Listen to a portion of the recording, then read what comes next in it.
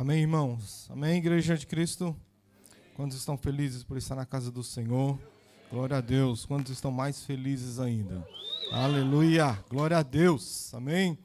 Como de costume, olhe para a pessoa que está do seu lado e fala: meu irmão, que bom que você está aqui nessa noite. Tem uns irmãos que me detestam por causa disso. Sei disso.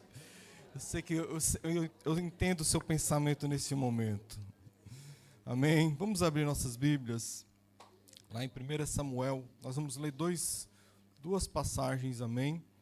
Nós iremos ler primeiro 1 Samuel, capítulo 7, do versículo do 1 ao 3. E depois nós vamos para 2 Samuel, capítulo 6, do 2 ao 7. Amém? Então, 1 Samuel, capítulo 7, do versículo do 1 ao versículo 3. Amém? Amém? Todos encontraram? A palavra de Deus fala o seguinte, no primeiro versículo: os homens de Kiriat Jearim vieram para levar a arca do Senhor. Eles a levaram para a casa de Abinadab, repita, Abinadab, na colina, e consagraram o seu filho Eleazar para guardar a arca do Senhor. A arca permaneceu em Kiriat Jearim por muito tempo. Foram 20 anos, fala 20 anos. E todo o povo de Israel buscava ao Senhor com súplicas.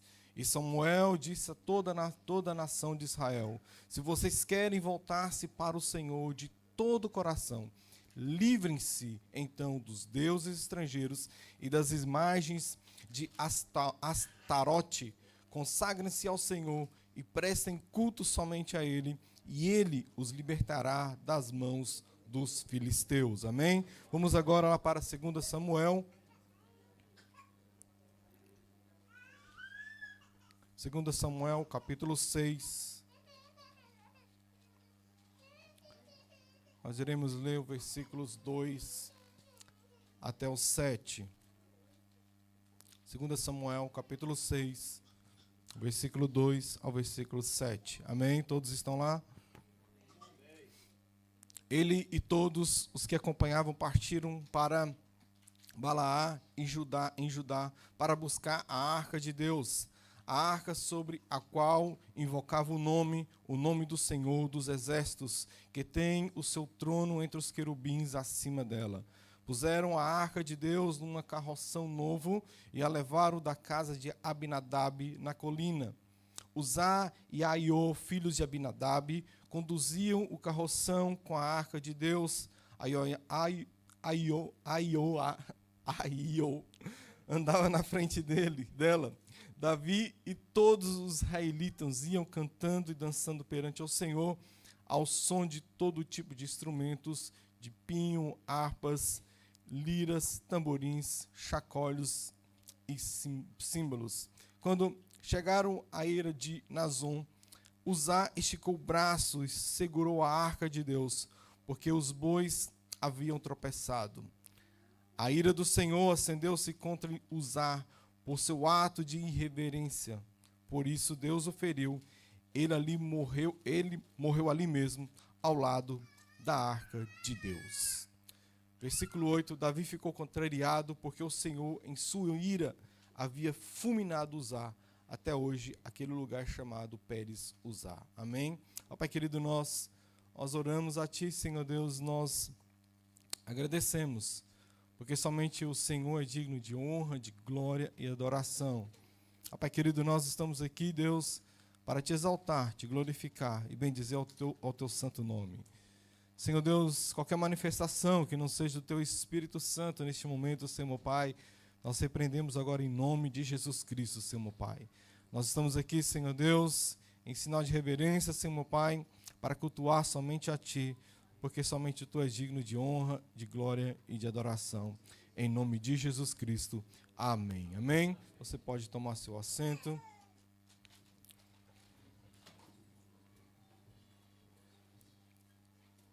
Amém?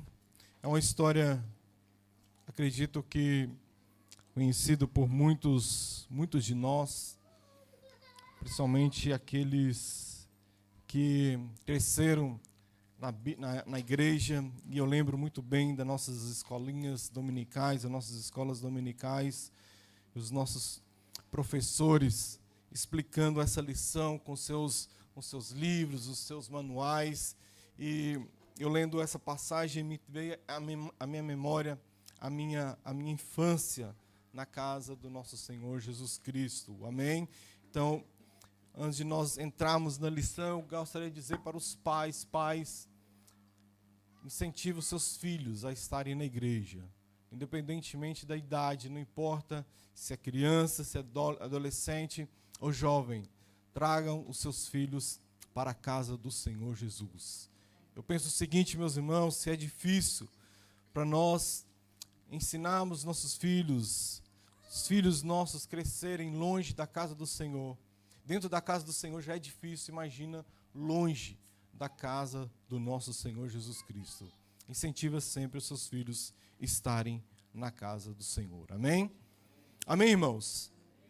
A palavra de Deus vai falar que antes de nós entrarmos na lição, nós temos que voltar um pouco nos capítulos anteriores. A Bíblia vai falar de 2 filhos do sacerdote Eli, Ofni e Finéias. A Bíblia fala o seguinte, meus irmãos, que eles eram sacerdotes, eles serviam, mas eram homens maus. Eram homens que não faziam nada certo perante aos olhos do Senhor Jesus Cristo. Eles prostituíam, eles eram envolvidos com imoralidades, enfim, eles faziam coisas que não agradavam ao nosso Senhor Jesus Cristo. A arca, então, meus irmãos, e antes disso, um homem de Deus avisa a Eli que o juízo viria sobre a casa dele e que os 2 filhos dele iriam morrer no mesmo dia. Israel, então, meus irmãos, ele é enfrentado pelos filisteus ali em Afeg, e nessa cidade, nesse lugar, os israelitas, eles são derrotados. Aproximadamente 4.000 soldados perdem a vida ali naquele local. E os líderes, então, meus irmãos, decidem trazer a arca, né, do acampamento de Siló para o campo de batalha. Eles, meus irmãos, eles falaram o seguinte, que alguém teve uma brilhante ideia, né? Eles perderam essa batalha e eles falaram o seguinte, olha, nós perdemos essa batalha porque a arca do Senhor, ela não estava ali presente no meio dessa batalha. A arca do Senhor representava a presença de Deus. Dentro dessa arca do Senhor, ali se encontrava as tábuas dos 10 mandamentos, se encontrava a vara de Arão, e que mais? O maná. Tinha 3 ingredientes que tinha dentro dessa arca do Senhor. A arca da aliança representava a presença do nosso Senhor Jesus Cristo. Meus irmãos, tinha um ritual que fazia como que poderia ser conduzido. Somente os levitas da tribo de Levi poderiam conduzir essa arca. Então não era para qualquer um. O pessoal da tribo de Judá não poderiam conduzir, segurar essa arca, porque iria morrer. Então, meus irmãos, eles então tiveram a brilhante ideia de dizer que eles perderam essa batalha, 4.000 homens morreram, porque essa arca do Senhor, essa arca que representava a presença do Senhor, não estava presente ali. Então, meus irmãos, eles trataram aquela arca ali como um amuleto, como algo que iria dar sorte para eles. Então, meus irmãos, eles decidiram, então, olha, então vamos pegar essa arca e levar para o campo de batalha. E muitas das vezes, meus irmãos, nós tratamos o nosso Deus, muitas das vezes assim, como um amuleto, né? Quantas casas nós vamos aí e a Bíblia está aberta na prateleira da sua casa ali, lá nos Salmos 91, Salmos 90, Salmos 23, está ali realmente como um amuleto. Mas, meus irmãos, então, eles decidiram, então, levar essa arca ali para o campo de batalha. E sabe o que aconteceu? morreram todos eles, e inclusive os filhos de Eli. A Bíblia fala o seguinte, meus irmãos, que um mensageiro, talvez ele escapuliu dessa batalha, e ele foi ali avisar Eli sobre o que aconteceu. A Bíblia fala que Eli já estava cego, estava sentado em uma cadeira, e quando aquele mensageiro chega e comunica a morte dos seus filhos, ele não teve reação. Mas quando ele fala que a arca do Senhor foi raptada, levada, a Bíblia fala que aquele homem caiu e morreu. O interessante, meus irmãos, é que ele sabia dessa profecia. Ele sabia que a morte talvez iria chegar, o castigo de Deus iria chegar em algum momento para a vida dos seus filhos. E o que me chama a atenção aqui é que ele não teve reação ao ser comunicado sobre a morte dos filhos, mas sim levar a arca da presença de Deus. Quando nós perdemos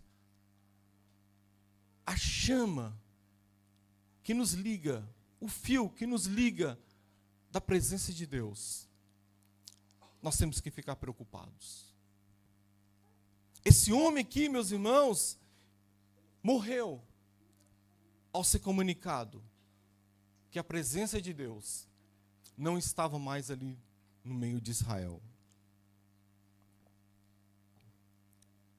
A notícia, então, chega também até a nora de Eli, que um dos filhos tinha morrido, e aquela mulher também morre. A arca de Deus, então, ela é capturada, ela é levada pelos filisteus. A arca é levada para Astode e é colocada no templo de Deus Dagon, um Deus que é metade homem e metade peixe. O interessante, meus irmãos, aconteceu algo interessante quando eles colocaram a arca do Senhor ali no templo de Dagon. Se você abrir sua Bíblia lá em 1 Samuel, capítulo 5, do versículo do 1 até o 4, vai falar exatamente o que aconteceu ali. No versículo 1, os filisteus tomaram a arca de Deus e a levaram de Ebenezer a Astode. Então os filisteus tomaram a arca de Deus e a puseram junto a Dagon. No versículo 3, na manhã seguinte, levantando-se, porém, de madrugada, os astoditas, eis que Dagon estava caído com o rosto em terra diante da arca do Senhor. Aí no dia seguinte, eles levantaram, eles arrumaram ali a estátua ali do deus Dagon, e na manhã seguinte, no versículo 4, foram de madrugada, e eis que Dagon estava caído com o rosto em terra diante da arca do Senhor, a cabeça de Dagon e ambas as palmas das suas mãos estavam cortadas sobre o limiar, somente o tronco ficou. Dagon, meus irmãos, caiu porque não podia permanecer de pé diante da presença de Deus. Eu quero dizer para você que tudo aquilo que ocupa o lugar que pertence ao Senhor acaba sendo derrotado. Ídolos, meus irmãos, podem parecer fortes, mas diante de Deus revela toda a sua incapacidade. Eu não sei quais são os ídolos que você tem levantado na sua vida, eu não sei o que você tem levantado antes da presença de Deus, mas tudo aquilo que ocupa lugar que pertence ao Senhor precisa ser derrubado, precisa ser derrubado. A história então continua, meus irmãos, Deus fere o povo de Astode ali com tumores, coisas terríveis acontecem com eles ali, úlceras, etc, etc. Homens morrem. E eles enviam então a arca para Cade. E nessa cidade, o mesmo mal atinge essa cidade também. Então eles pegam essa arca e enviam para outra cidade. É interessante falar, olha, tá ruim aqui para mim, vou ferrar a sua vida também. Mais ou menos isso. Então eles pegam essa arca e enviam para outra cidade. E o povo entra em pânico, dizendo que a arca traria morte a todos. Os filisteus, então, eles decidem devolvê-la, essa arca. E aí, meus irmãos, os homens de Gileade, né, Jearim, buscam a arca e levam para a casa de Abinadab, né, que ficava numa colina. E ali, essa arca fica por quantos anos ali? 20 anos. Ela permanece ali no período de 20 anos. A Bíblia fala então, meus irmãos, que o povo começou a sentir falta de Deus, o povo começou a clamar, o povo começou a levantar súplicas, o povo começou a perceber talvez um vazio espiritual em suas vidas. Talvez, meus irmãos, aqueles homens ali começaram a sentir uma saudade da presença de Deus, da arca do nosso Senhor Jesus. Talvez, meus irmãos, existia neles uma consciência de que existia algo errado. Tinha algo, estava acontecendo algo errado. Então, meus irmãos, aparece Samuel aqui nessa história. E Samuel vai falar o seguinte: se com todo o vosso coração vos converterdes ao Senhor, tirai dentre vós os deuses estranhos. Samuel, meus irmãos, ele não ficou impressionado com as lágrimas do povo. Samuel, meus irmãos, ele não falou o seguinte: olha, que lindo, os irmãos estão emocionados, os irmãos estão chorando. Vocês querem realmente que a presença de Deus volta, essa presença de Deus volta? Tirem os ídolos. Tirem os ídolos. Sentir a vontade de Deus, meus irmãos, ainda não é voltar para Deus. Chorar, meus irmãos, durante o louvor, levantar a sua mão durante o louvor, não é sinal de arrependimento. Ficar tocado, meus irmãos, por uma mensagem que você ouviu na igreja, no YouTube, seja onde for, ainda não é mudança. Samuel disse: tira.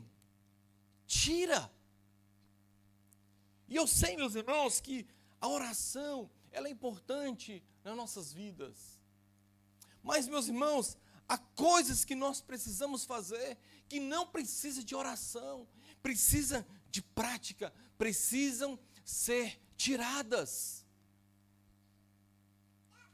Há conversas que precisam serem encerradas. Você não precisa orar para perguntar: olha, está tendo conversinha demais, será que eu oro para parar essas conversas? Não, tira. Fofocas tem que ser encerradas. Excessos que precisam ser cortados. Relacionamentos, meus irmãos, que precisam ser revistos. Eu vou esperar o fulano de tal se converter, se batizar e não sei o quê. Não, meu irmão. Corta. Mentiras que precisam ser confessadas. Dívidas que precisam realmente ser organizadas. Pessoas que querem, pessoas que precisam pedir perdão. E é comum, meus irmãos, algumas pessoas falam o seguinte: olha, eu não senti ainda de pedir perdão. Como assim?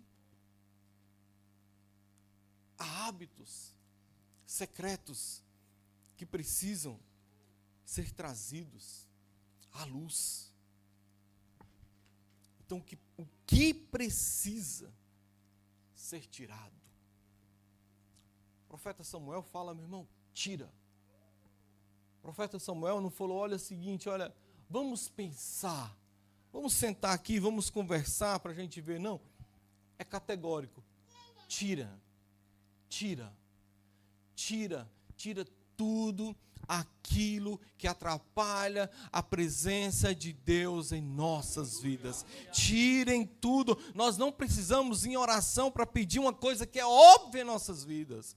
Nós estávamos ali na casa, no nosso Connect ontem, o irmão Iago falou uma coisa, né, verdade ali. Nós estávamos falando sobre justamente isso, sobre, né, a oração. E o irmão Iago falou uma coisa que é lógica ali: olha, você está endividado, está cheio de dívida. Aí você está pensando você tá, um lado seu aqui está pensando, olha, talvez é melhor você fazer um financiamento. E o outro lado aqui está falando, cara, para que você vai fazer financiamento se sua vida está toda cheia de dívida? Precisamos ir para a oração para ver qual que eu vou fazer. Não, é lógico. Você não precisa fazer o financiamento, você vai entrar em outras dívidas novamente. Então tem coisas, meus irmãos, que precisam ser tiradas urgente das nossas vidas. Novamente, não é menosprezando, diminuindo a oração, mas é prática. Você sabe o que isso precisa ser feito e faça. Amém? Então, meus irmãos,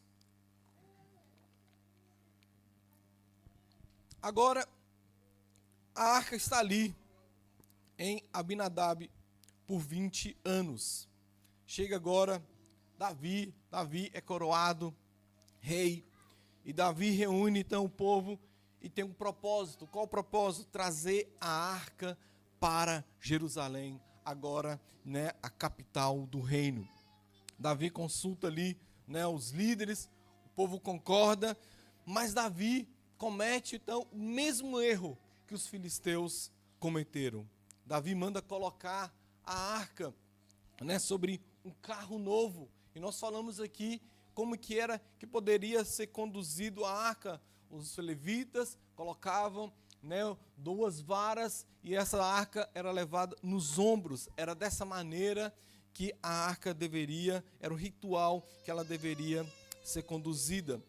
Davi então ignora isso, né, e ele novamente que vai começar uma série de boas vontades, boa intenção. Davi, na boa intenção de ir lá buscar a arca, né, ele faz isso, olha, pega o melhor carro aqui e vai lá buscar, né, essa arca. A Bíblia fala que um boi tropeça, os 2 bois tropeçam, o carro balança, né, quando a arca vai cair, usar ali na boa intenção, estende a mão para segurar a arca e ele é morto instantaneamente ali mesmo. A Bíblia fala então que Davi fica, né, com medo, com raiva e desiste de levar a arca para Jerusalém. E ele escolhe um lugar, a casa de Obed-Edom. E a Bíblia fala então que a arca permanece ali por quantos anos? Quantos anos? Meses? 3 meses. A arca do Senhor permanece ali por 3 meses. A Bíblia fala o seguinte, que nesse tempo o Senhor abençoa Obed-Edom e toda a sua casa por causa da presença da arca. Davi então, meus irmãos, ele fica sabendo que Deus tinha abençoado a casa de Obed-Edom. E Davi então, agora sim, da maneira correta, ele arruma os sacerdotes, ele arruma os levitas, né? Ele vai ali buscar a arca do Senhor e ele vai fazer exatamente como manda a lei de Moisés. Com os varais, né? A cada 6 passos, eles tinham que oferecer ali sacrifícios. O que nós podemos tirar de lições aqui? Porque, meus irmãos, nós vamos ver, a Bíblia não vai falar, e eu já vi algumas ministrações a respeito disso. A diferença é que a arca do Senhor ficou 20 anos na casa de Abinadab. E a arca, essa mesma arca, ficou 3 meses na casa de Obed-Edom. E que a arca do Senhor ficou 20 anos na casa de Abinadab. E eu vi alguns pregadores falarem que, né, que Abinadab não foi abençoado. Mas a palavra de Deus não vai falar explicitamente isso. Não vai falar que eles ignoraram literalmente a presença, essa arca do Senhor ali. Mas, meus irmãos, nos chama atenção, porque a palavra de Deus, ela é explícita em dizer somente que a arca do Senhor permaneceu 20 anos em uma casa. Somente isso. E depois, 3 meses na casa de outra pessoa. E a Bíblia fala que Deus abençoou aquela casa. Isso nos chama atenção, meus irmãos. Como eu disse, meus irmãos, a Bíblia não vai deixar claro sobre isso, o motivo, porque Abinadab não menciona, né, se houve prosperidade na casa de Abinadab. Porque veja bem, meus irmãos, a presença de Deus, que representava na arca ali, ficou 20 anos ali naquela casa. E não é possível que não houve um milagre. Não é possível que não houve uma mudança, uma transformação. Isso aqui, meus irmãos, traz algumas aplicações para as nossas vidas. A presença de Deus, ela não pode ser tratada como uma rotina em nossas vidas. Sabe, meus irmãos, muitas das vezes nós tratamos realmente Deus como uma rotina. A rotina de que, olha, qual é essa rotina do seu dia a dia? Você acorda, você come, você vai para o seu trabalho. Essa é a sua rotina. Você é obrigado a fazer essa rotina, que você não tem opção, a não ser que seja rico, você não precisa trabalhar, né? Você vive aí dos seus juros, etc, etc, e pronto, seus rendimentos, você tem aluguel aí, não sei. Mas nós trabalhamos porque não temos opção. O trabalho é tipo obrigatório em nossas vidas, é tipo uma rotina nossa. Não temos como fugir. E muitos, meus irmãos, tratam esse Deus como algo obrigatório, mas não no sentido positivo, no sentido ruim. Não sei se os irmãos estão conseguindo entender esse ponto. Não é no sentido bom. É algo que faz parte. Talvez, meus irmãos, essa arca ficou 20 anos ali na casa de Abinadab, e ela estava ali, realmente, olha, faz parte, é da nossa rotina. É bonito vê-la aqui. Faz parte. Então eu venho para a igreja, faz parte. O que você faz? Trabalho, casa, tem oração na terça, quando vou, os conectes quando vou, e sábado. Faz parte da sua rotina. A igreja faz parte da sua rotina. Mas olha só, meus irmãos, Jesus, ele é convidado por um homem chamado Simão para jantar na casa dele. E, meus irmãos, existia um ritual. Quando alguém chegava na casa de alguém, existia um ritual. Nós, quando convidamos alguém, nós pegamos na mão e falamos, aí, chega bem-vindo aqui, né? Tá, cumprimenta assim e tal, né? Os jovenzinhos aí. Mas existia um ritual. Era um beijo no rosto, que a Bíblia fala do ósculo, né? Ósculo santo, né? Passava uma gotinha de óleo na cabeça e dava água para lavar o pé. Esse era o ritual. E a Bíblia fala, então, meus irmãos, que Jesus é convidado por esse homem para jantar na casa dele. E Jesus chega ali e nada acontece, ele não passa por esse ritual. Mas aí, meus irmãos, chega uma mulher. A mulher entra nessa casa e o que essa mulher faz? Ela derrama óleo precioso sobre Jesus Cristo. Ela começa a beijar os pés de Jesus Cristo e a enxugar as lágrimas com os cabelos. E meus irmãos, Jesus Cristo, talvez, né, o Simão vendo aquela cena ali, e Simão sabia que aquela mulher era pecadora, e Simão talvez ficava pensando, olha, o que é isso?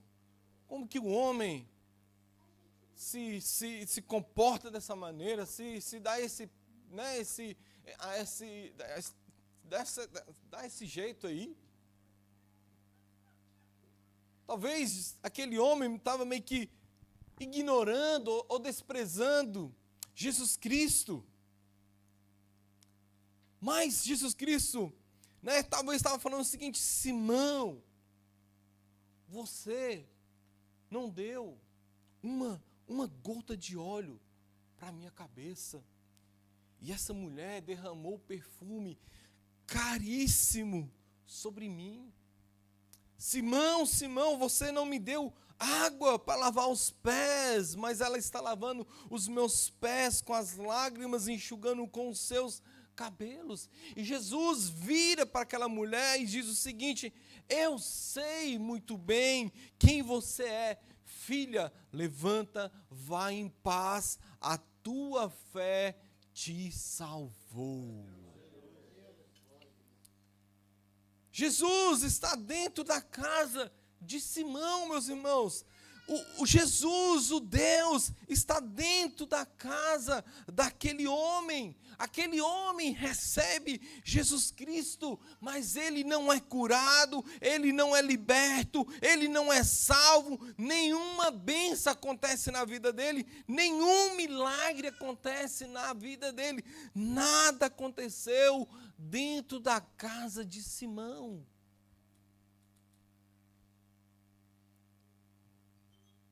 Aí Jesus Cristo vai para a casa de Zaqueu. Quando Jesus Cristo entra na casa de Zaqueu, Zaqueu diz o seguinte: olha, eu resolvo dar metade de tudo que eu tenho para abençoar as pessoas. E aquelas que eu defraudei, aquelas que eu roubei, eu vou restituir 4 vezes mais. Jesus Cristo levantou e disse: hoje houve salvação nessa casa. Hoje houve salvação nessa casa. Meus irmãos, eu sei que as pessoas falam: olha, Deus está comigo. Eu sei que o Senhor está com você. Pastor, Jesus está dentro da minha casa. E eu sei que Jesus, o Senhor, está dentro da sua casa. Mas a pergunta é: você é Abinadab ou você é Obed-Edom? Sabe, meus irmãos, não adianta. Aqui não é se você tem Deus dentro da sua casa, mas é como que nós nos comportamos diante da presença dEle. É como nós nos comportamos diante dEle. Aquela mulher na casa de Simão recebeu a cura, a salvação, por causa da forma que ela se comportou diante da presença de Jesus Cristo. Se nós olharmos ali na cruz, os 2 homens, os 2 ladrões, um começou a dizer coisas de Jesus: se você é o Cristo, levante-se daí, salva a si mesmo. E Jesus Cristo não fala uma palavra. Mas o homem, aquele outro ladrão, fala: olha, nós somos ladrões. Esse homem é um homem justo, ele não fez nada. E Jesus Cristo disse, hoje estará comigo no paraíso.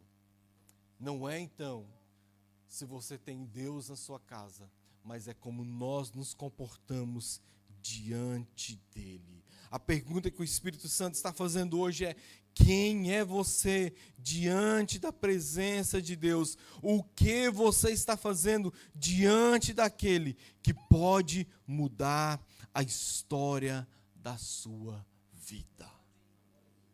A outra ponto que eu posso analisar aqui, meus irmãos, porque talvez a Bíblia não menciona sobre sobre 20 anos ali na casa de Abinadab. Talvez, meus irmãos, a visão que eles tinham era de um Deus vingador. Talvez a visão que eles tinham era um Deus mau. Talvez a visão que eles tinham era dessa história. Olha, triscou ali, o homem caiu. Trouxe hemorroidas, trouxe úlceras, câncer para as pessoas. Homens morreram por causa desse amuleto. Então, talvez, eles viam, meus irmãos, aquela arca ali como algo ruim, como algo que julgava. Eu não sei como você tem visto Deus na sua vida. Eu não sei como você tem visto Deus, mas Deus é o nosso Pai. O Deus, meus irmãos, que não vai olhar os seus pecados. Olha, por que não vai olhar? Porque os pecados já foram levados ali na cruz do Calvário, meu irmão. Nenhuma condenação para aqueles que estão em Cristo Jesus. O nosso Senhor, meus irmãos, o homem pode julgar você, o homem pode falar coisas de você, mas o nosso Senhor te vê, meus irmãos, com bons olhos, com filhos. Nós somos filhos dele. Talvez, meus irmãos, aqueles homens ali naquela casa viam esse homem, essa presença de Deus como um Deus vingador.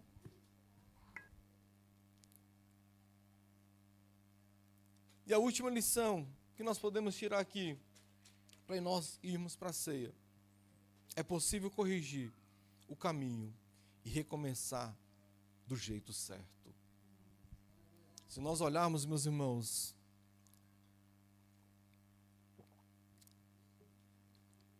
Davi tinha boa intenção de buscar a arca e começou de um jeito errado. Uzá também tinha boa intenção de segurar ali a arca. Mas, muitas das vezes, por boa intenção que nós temos, se nós não fizermos certos, vai prejudicar alguém que não tinha nada a ver com a história. Uzá, meus irmãos, ele não morreu por causa que ele tocou na arca em si, mas por causa de um erro de Davi, que mandou buscar a arca de uma forma errada. Às vezes, meus irmãos, nós temos essa boa intenção. E principalmente, meus irmãos, aqui na Irlanda, e nós falamos o seguinte: olha, Deus entende, é por uma boa intenção. Eu estou falando aqui, meus irmãos, de muitos irmãos sem documento aqui no país, e nós estamos orando, intercedendo em nossas orações pela vida dos irmãos. Mas sabe uma coisa que muito imigrante faz e totalmente fora da visão? Faz documento falso, carteira falsa. Senhor, tu sabe que eu preciso. É com boa intenção, meus irmãos. Nós sabemos, é boa intenção. Mas o processo está errado. O processo está errado. Foi a mesma coisa que aconteceu com Davi.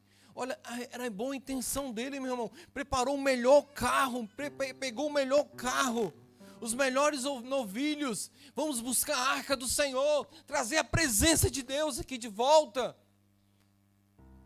Era boa intenção. Mas por causa disso, uma vida foi ceifada. E no inferno, meus irmãos, e no cemitério, está cheio de pessoas que tiveram boas intenções, mas que fizeram do começo errado. O começo foi errado. E é possível corrigir o caminho e recomeçar do jeito certo. Quando Davi sabe do que Deus fez na vida de Obed, Davi então decide fazer da maneira certa. A presença de Deus volta para Jerusalém. A arca do Senhor entra dentro de Jerusalém. As pessoas começam a celebrar. Davi começa a celebrar. o povo começa a celebrar.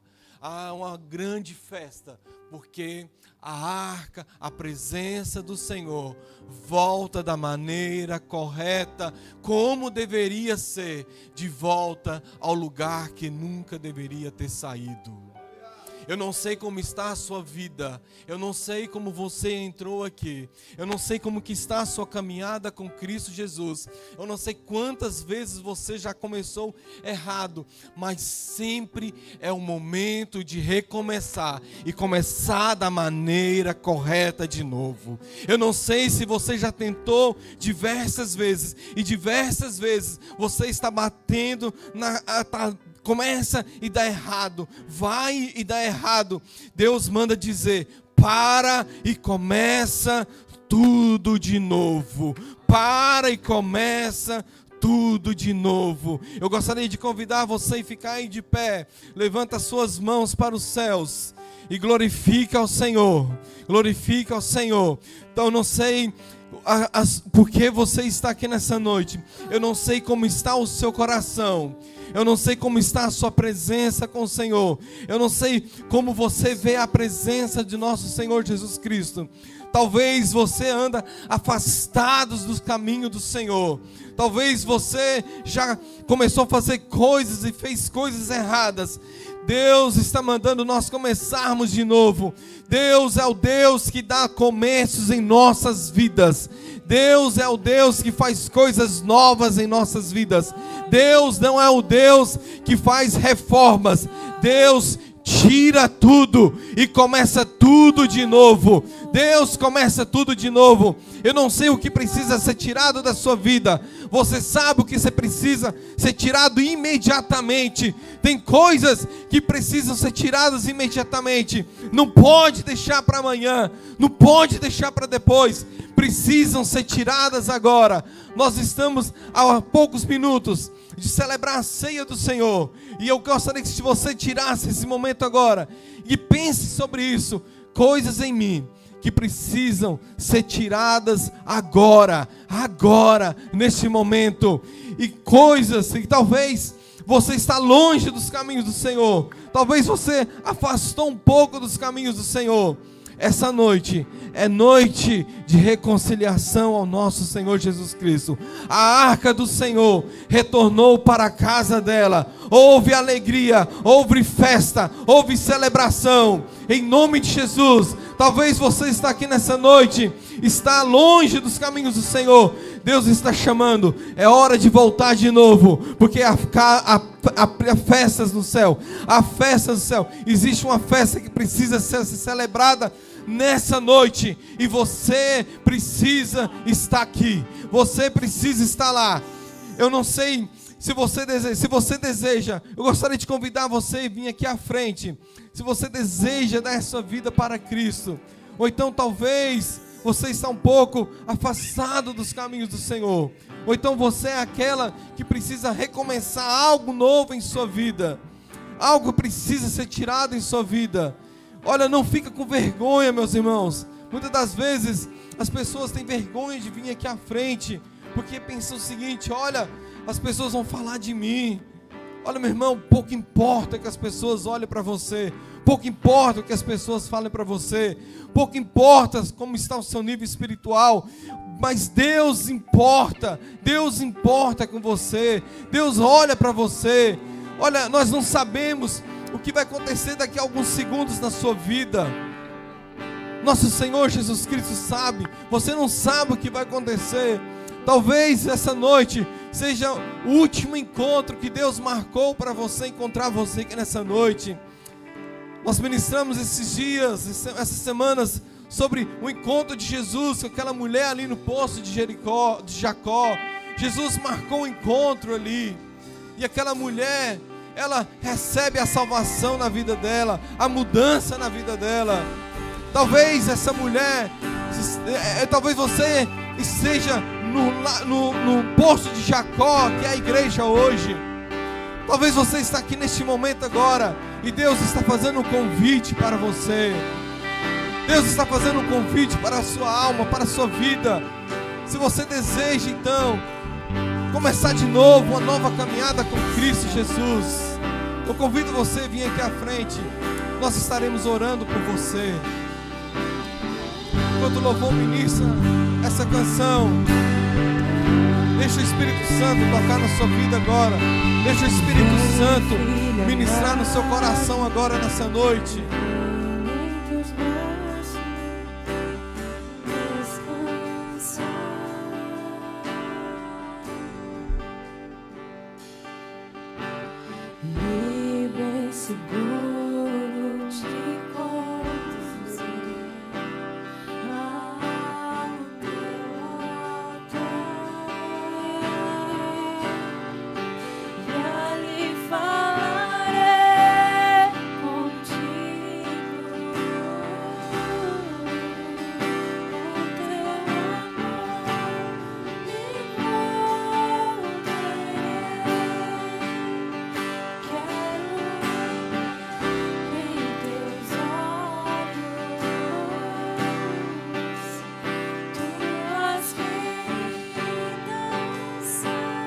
A Bíblia vai falar o seguinte, na ceia do Senhor, que nós devemos nos examinarmos.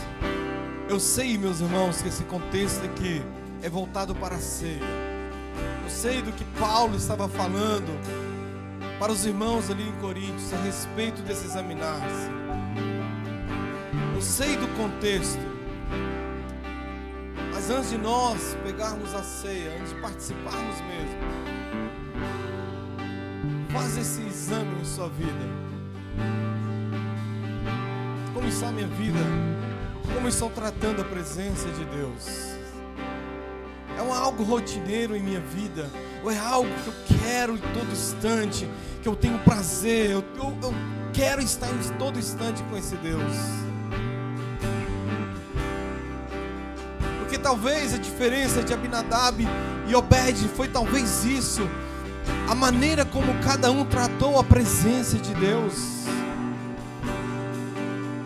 Que talvez um levou na rotina realmente, mas outro viu essa arca como a presença de Deus. A presença de Deus. Em 3 meses Deus prosperou aquela casa. Deus abençoou aquela casa. Então faça esse autoexaminação sobre a sua vida. Qual é a forma que eu estou vendo a presença de Deus na minha vida? Qual é a forma que eu trato a presença de Deus? Deus não pode ser um qualquer em nossas vidas. Deus não pode ser a segunda opção em nossas vidas. A mesma disciplina que eu faço as outras coisas, eu tenho que ter a mesma disciplina para Deus.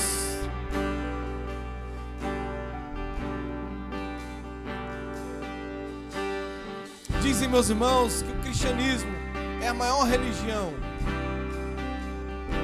E não pode, meus irmãos, ser a maior religião com a situação que a humanidade está no momento. Se isso está acontecendo, é porque tem algo de errado em nossas vidas. Tem algo errado com o cristianismo que nós estamos praticando, meus irmãos. Se nós servimos a esse Deus, meus irmãos, que não traz mudança em nossas vidas, que não traz mudança nas pessoas do nosso lado, que tipo de cristianismo é esse que nós estamos seguindo, meus irmãos?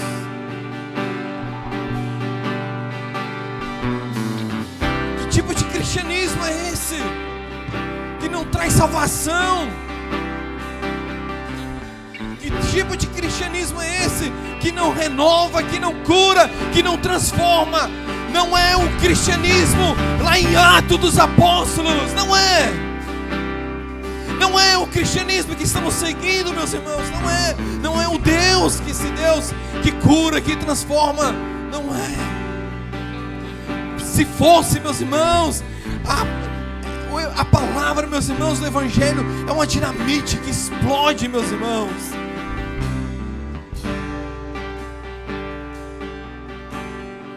Como estão nossas vidas? Como está a sua vida? Como você trata esse Deus?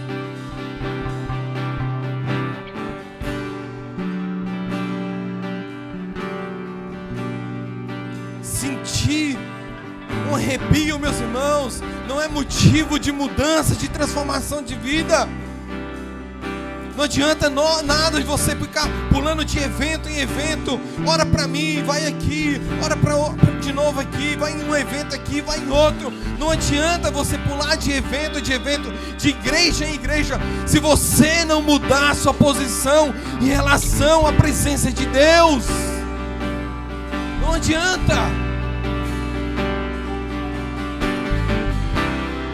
Quando estou com a presença de Deus, quando eu vejo realmente a presença de Deus de uma forma diferente, há uma alegria em minha vida, há alegria em nossas vidas,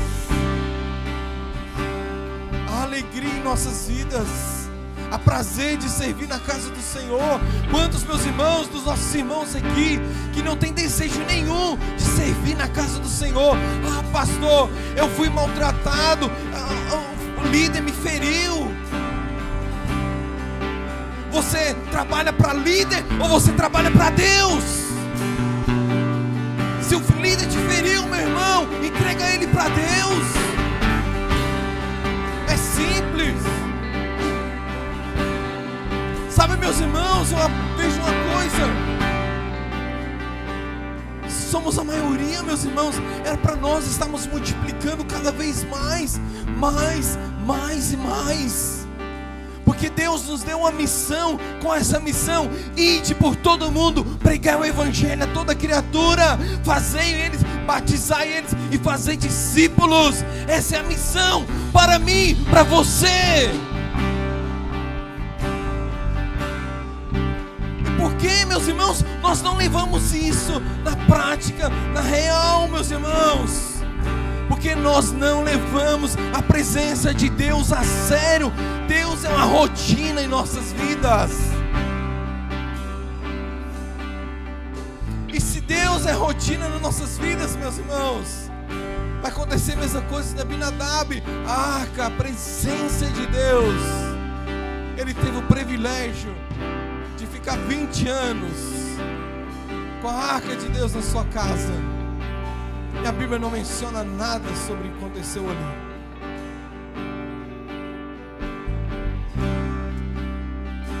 Deus quer renovar a sua vida. Deus quer mudar a sua vida. Deus quer trazer algo novo na sua vida. Deus quer prosperar a sua vida. Deus quer renovar a sua vida. Mas começa a ver a presença de Deus de uma forma diferente. Começa a tratar Deus de uma forma diferente. Começa a ter zelo na casa do Senhor. Oxe, canta lá, barraço. Levanta suas mãos para os céus. Olha, se há algo em seu coração que precisa ser limpo nessa noite, fala: Deus, limpa meu coração agora. Se há vidas que precisam ser restauradas aqui nessa noite, peça para que o Espírito Santo renova a sua vida agora, em nome de Jesus. Se há casamentos sendo destruídos aqui nessa noite, em nome de Jesus, repreendemos o espírito de divórcio em nossas vidas, em nosso meio, em nome de Jesus. Em nome de Jesus. Canta lá, barraço. Canta lá, barraço. Oh, aleluia. Abra sua boca e comece a glorificar a Deus. Abra a boca, igreja. Glorifica a Deus, glorifica a Deus, glorifica a Deus. Glorifica o Pai, glorifica o Espírito Santo. Oh, aleluia. Exaltado é o nome do Senhor Jesus. Exaltado é o nome do Senhor Jesus Cristo. Eu não quero que você seja arrepiado, mas eu quero que você glorifique esse Deus. Exalta esse Deus. Exalta esse Deus. Exalta esse Deus. Só Tu és santo, Jesus. Só Tu és santo. Só Tu. Só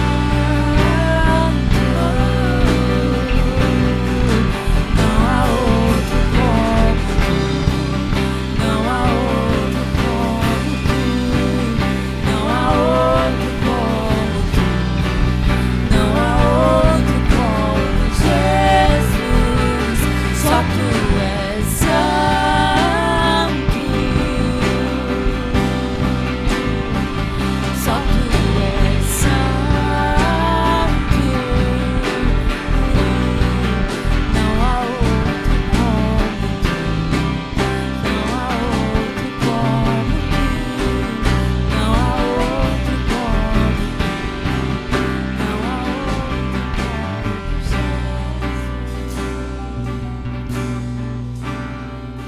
uma salva de palmas para o nosso Senhor Jesus Cristo. Eu recebi do Senhor, que também entreguei a vocês, que o Senhor Jesus, na noite que foi traído, tomou o pão e, tendo dado graças, o partiu e disse: isso é o meu corpo, que é dado em favor de vocês. Façam isso em memória de mim. Da mesma forma, depois da ceia, ele tomou o cálice e disse: este cálice é a nova aliança no meu sangue. Façam isso sempre que o beberem em memória de mim. Porque sempre que comerem deste pão e beberem deste cálice, vocês anunciam a morte do Senhor até que ele venha. Amém. Ora a Deus, vamos estar orando pelo pão, pelo cálice. Senhor meu Pai, nós queremos, Senhor Jesus, apresentar, Senhor meu Pai, o pão, Senhor Deus, o cálice. Jesus Cristo, nós estaremos participando, Senhor Deus, celebrando mais uma ceia do Senhor, mais um memorial, Senhor Jesus. Nós somos gratos, Senhor Deus, pela tua morte ali na cruz do Calvário, Jesus, para a remissão, Senhor Deus, meu Pai, dos nossos pecados. Nós somos gratos, Senhor Deus, por um amor, Senhor meu Pai, que não temos, Senhor Deus, como pagar, Senhor Jesus. Nós oramos e nós te agradecemos em nome de Jesus. Amém? Os irmãos, convido os irmãos a participar. Segura o pão, segura o cálice. Todos nós iremos participar todos juntos. Amém?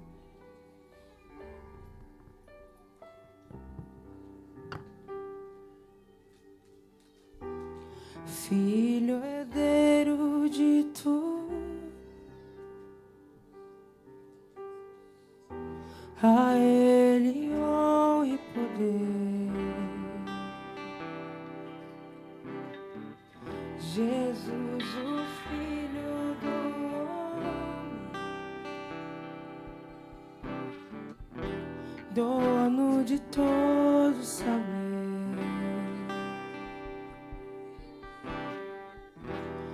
O Deus Verbo encarnado,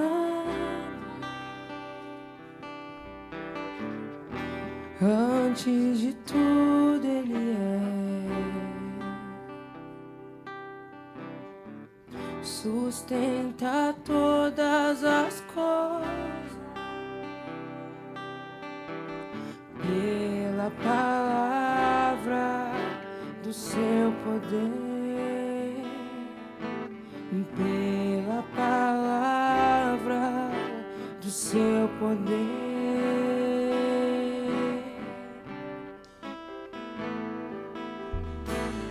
nada lhe se compara a Ele.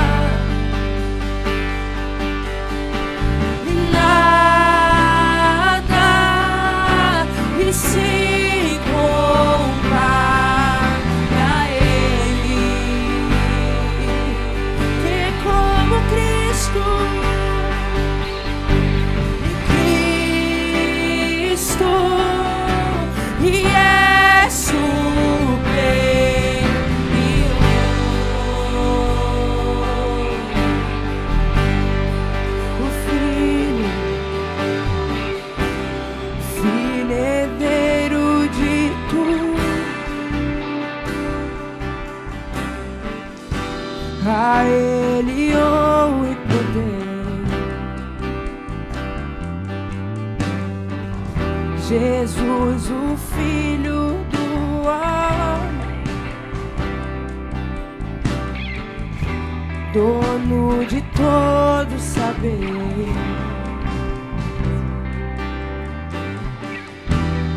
O Deus Verbo encarnado, antes de tudo Ele é, sustenta todas as coisas pela palavra do seu poder, pela palavra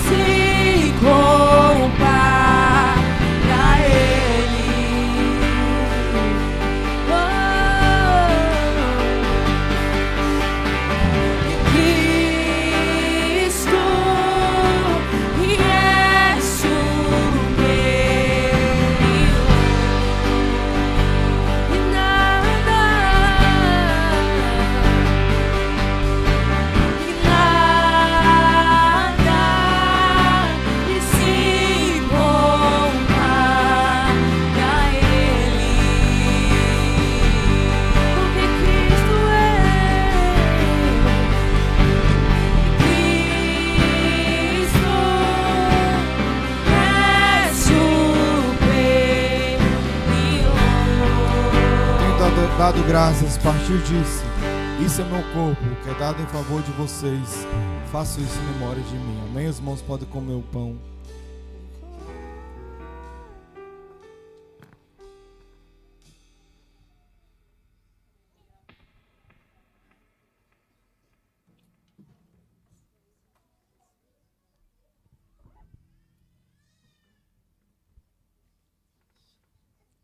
Da mesma forma, depois da ceia, ele tomou o cálice e disse: este cálice é a nova aliança no meu sangue, faça isso sempre que beberem em memória de mim. Amém? Os irmãos podem tomar.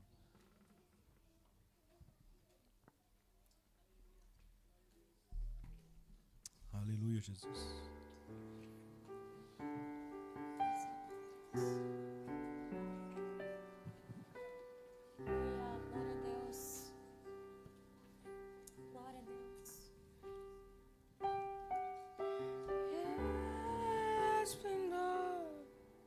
Da glória de Deus Pai,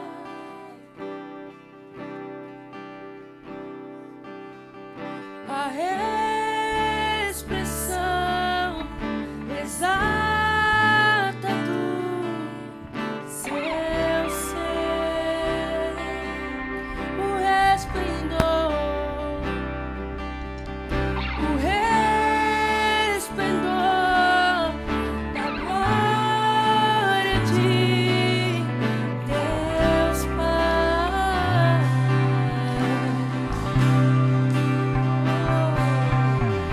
A expressão exata do seu ser.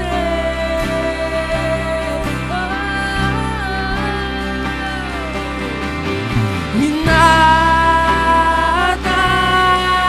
lhe se compara a Ele, e Cristo é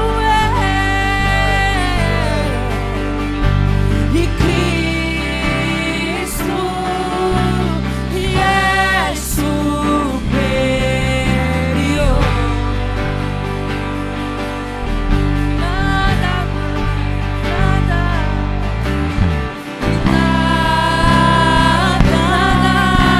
e se compara a Ele, e Cristo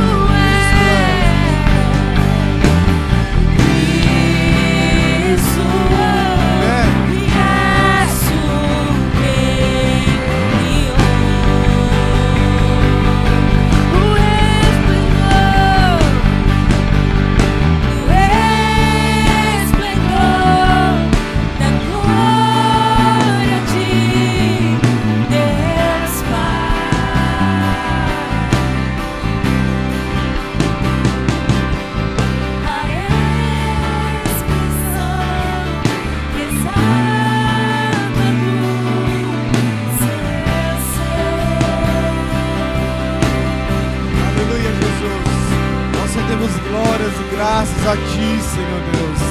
Adoração somente a Ti, Senhor Deus. Porque Tu és tudo, Senhor Pai. Tu és o superior, Senhor Jesus. Não existe outro Deus, Senhor meu Pai, como Tu, Senhor meu Pai. Ó Pai querido, nós agradecemos a Ti, Senhor Deus, por este momento, Senhor Deus. Por mais essa ceia, Senhor meu Pai. Por mais, Senhor Deus, momento que reunimos, Senhor meu Pai, em adoração, Senhor meu Pai, para lembrar, Senhor Deus, o grande momento do amor, Senhor Deus, pela humanidade, quando o Senhor morreu ali na cruz, padeceu na cruz, Senhor Deus, derramou Teu sangue, Senhor Deus, por nós, Senhor Jesus. E nós agradecemos a Ti, meu Pai, porque somente um Deus como Tu, Senhor Deus, poderia fazer isso, Senhor Deus, para a humanidade, meu Pai. Nós adoramos, Senhor Deus. Pedimos, meu Pai, que o Senhor nos leve em paz para casa, Senhor Deus.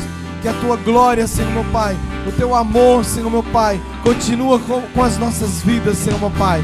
Nos guarda, Senhor meu Pai. Nos ajuda, Senhor meu Pai, ser um melhor cristão, Senhor meu Pai. Melhor do que nós fomos ontem, Senhor meu Pai. E que nós possamos, Senhor meu Pai, entender, Senhor meu Pai, e viver, Senhor meu Pai, de uma maneira diferente, Senhor meu Pai. Que possamos, Senhor Deus, não ter somente o Senhor dentro das nossas casas, Senhor meu Pai, mas, Senhor Deus, que nós podemos, Senhor Pai, e precisamos, Senhor meu Pai, ver, Senhor meu Pai, de uma forma diferente a sua presença, Senhor meu Pai. Nós oramos, nós agradecemos a Ti, Senhor meu Pai, em nome de Jesus Cristo. A honra, a glória, a adoração pertence somente a Ti, Jesus. A graça do nosso Senhor Jesus, o amor de Deus, nosso Pai, a comunhão, as consolações do Espírito Santo de Deus, esteja com todos nós, não só hoje, mas para todos sempre. A igreja diga amém. Amém, irmãos. Deus abençoe a todos.